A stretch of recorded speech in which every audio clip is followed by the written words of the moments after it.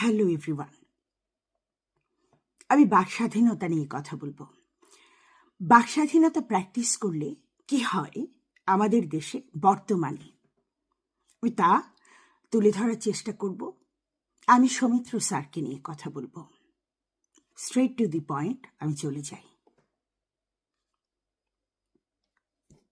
সাংবাদিক, আমি এসেছিলাম ৭ মার্চের যে দিবসটি বাতিল করা হয়েছে এর প্রতিবাদ জানাতে, আমাদের বাক স্বাধীনতার পক্ষে কথা বলতে। তারা আমাকে এইভাবে অপদস্থ করেছে, আমাকে প্রাণনাশের চেষ্টা করেছে।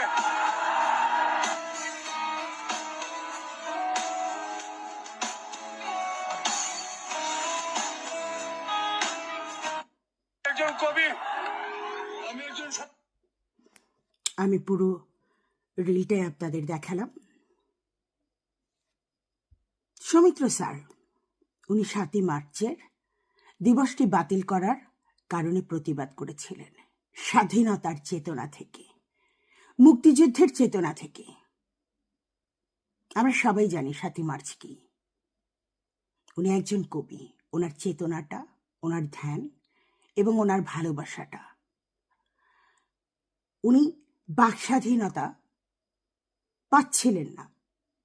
উনি ওই দাবিটা করতে গিয়ে মারধর খেয়ে